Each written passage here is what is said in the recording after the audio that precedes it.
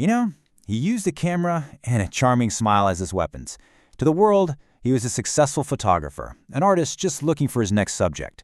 But behind that lens, he was a monster, collecting trophies of his crimes. This is the incredible story of Rodney Alcala and the thousands of photographs he left behind, a truly chilling archive that police even today are still trying to figure out. Weird vibes. That's it. That was the gut feeling of Cheryl Bradshaw, a contestant on the TV show The Dating Game. And she said this right after she picked Rodney Alcala for a date on national television. Can you imagine? She listened to that little voice in her head and refused to go out with him, a decision that, well, almost certainly saved her life. So let's picture it. The year is 1978. The host of The Dating Game introduces Bachelor number 1 as a successful photographer. And out comes Rodney Alcala. He's charming, he's handsome, he's witty. When Cheryl asked what kind of meal he'd be, he said, "I'm called the banana, and I look really good. Peel me." I mean, what a line, right? He won the date, and the audience saw nothing more than this charismatic, maybe slightly quirky artist. But what the public, the producers, and even Cheryl Bradshaw had absolutely no idea about was his chilling double life. See, by the time he appeared on that show, Alcala had already murdered at least 5 people. He was a convicted sex offender. He'd even been on the FBI's 10 Most Wanted list. The man you see on that screen was a complete and total fabrication, hiding the terrifying reality of a sadistic predator. So, you have to ask, how did he get away with it for so long? Well, his entire method was built around his camera. He basically weaponized his profession, turning a tool of art into an instrument of absolute horror. His modus operandi, his method, was deceptively simple. Posing as a professional photographer gave him the perfect cover. I mean, think about it. This was an era before everyone had a camera in their pocket. A guy with professional equipment, he could easily seem legit.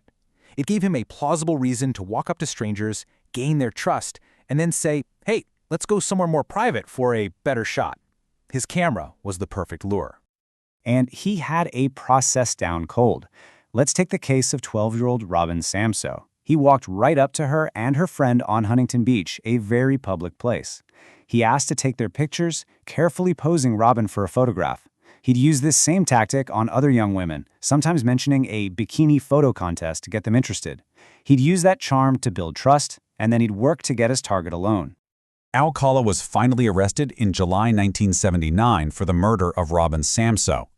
And it was during that investigation that police stumbled upon this one small clue that would just blow the entire case wide open. So while searching his home, investigators found a simple receipt for a storage locker in Seattle, and it was dated after Robin's death. It's the kind of thing that could have been so easily overlooked, but this one little piece of paper was the key. It led them to a horrifying archive of his life's work. And inside that locker, my God, police found hundreds and hundreds of photographs of women, men, and children. More than 100 were eventually released to the public, but authorities said there were over 900 more that were just too sexually explicit to ever be shown. It was, for all intents and purposes, a trophy case of his entire predatory career. So as investigators are sifting through this mountain of images, one terrifying question just hung over every single unidentified face. Were they looking at a victim or a survivor? A ghost or someone who just had a really weird encounter with a photographer and managed to walk away? For decades, that question it remained largely unanswered. The photos were a cold, silent mystery. But then, new technology started to give a voice to this silent evidence. The real turning point came decades later. Advances in DNA testing allowed investigators to go back and re-examine old, cold evidence. And then, in 2010, the Huntington Beach Police Department did something crucial. They released over 100 of the photos to the public online, basically asking for help.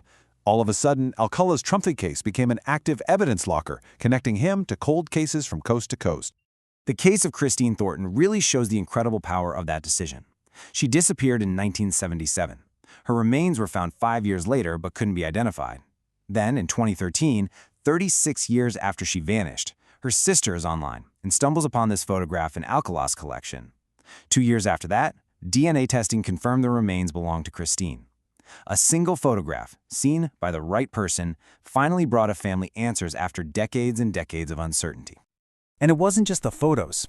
Physical items found in the locker provided the hard evidence needed to connect Alcala to even more victims. A pair of rose earrings, for example, had the DNA of Charlotte Lamb, who was murdered in 1978. And for Christine Thornton, the motorcycle in her photo was crucial. Not only were her remains found near where that picture was likely taken, but pieces of that exact same motorcycle were found disassembled in Alcala's locker. Alcala was eventually convicted of 8 murders and sentenced to death, but he died of natural causes in 2021. And even with his death, this story is not over. The mystery of these photographs, it endures. Now, the public release did bring some relief. At least 21 women in these photos were identified and thankfully found to be alive, survivors who had unknowingly crossed paths with a serial killer. But for every survivor identified, so many more faces remain anonymous. Each one is a potential cold case, a family that might still be waiting for answers, which is why police continue to ask the public for help to this day. This comment from an online forum just really captures the modern-day horror of looking at these images. I mean, it's one thing to see a photo taken in a public park, but it's another thing entirely to see a smiling young woman all alone with him in some remote, isolated location. You can't help but feel a chill go down your spine. And so, we're left with this question. Every photograph is a frozen moment in time, a piece of a story. For some, we now know the tragic ending. For others, we know they survived. But for the dozens that remain unidentified, their stories are still locked away in these haunting images, leaving us all to wonder, what secrets do they still hold?